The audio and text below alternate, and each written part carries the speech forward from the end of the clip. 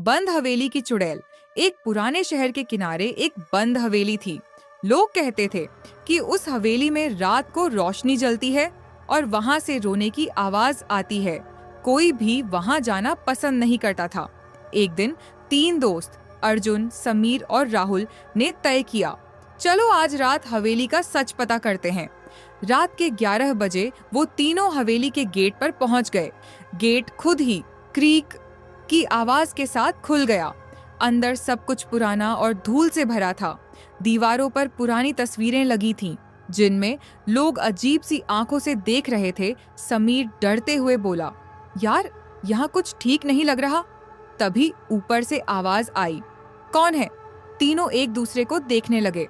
अर्जुन बोला, चलो ऊपर चलते हैं। जैसे ही वो सीढ़ियां चढ़ रहे थे, अचानक राहुल रुक गया। तुमने सुना? कोई मेरे पीछे चल रहा है। लेकिन पीछे कोई नहीं था। अचानक लाइट जल गई और सामने एक कमरा खुल गया। उस कमरे में एक पुरानी कुर्सी थी जो अपने आप हिल रही थी। फिर एक लड़की की रोने की आवाज आई, मुझे छोड़ दो। समीर डर के मारे चिल्लाया, चलो यहाँ से चलते हैं। लेकिन तभी दरवाजा जोर से बंद हो गया। धड़ाम। कमरे के कोने में धीरे धीरे एक चुड़ैल दिखाई देने लगी।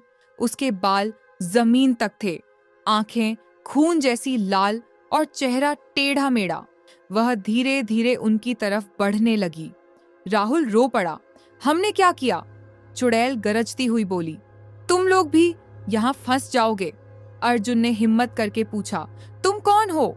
चुड़ैल की आवाज बदल गई, मैं इस हवेली की बेटी थी। मुझे यहीं धोखा देकर मार दिया गया। अचानक उसका चेहरा और डरावना हो गया। अब जो भी यहाँ आता है, मैं उसे जाने नहीं देती। तीनों दोस्त डर के मारे चिल्लाने लगे। अर्जुन ने तुरंत भागकर दरवाजा खोलने की कोशिश की। इस बार दरवाजा खुल गया।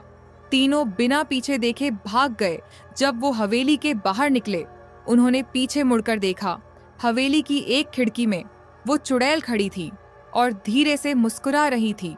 अगली सुबह लोगों को हवेली के बाहर राहुल का मोबाइल मिला, लेकिन राहुल कभी नहीं मिला। और कहते हैं आज भी रात को उस हवेली से 3 आवाजें आती हैं, 2 भागने की और एक मुझे छोड़ दो। दोस्तों, आपको यह स्टोरी कैसी लगी हमें कमेंट में बताना और लाइक और सब्सक्राइब कर देना।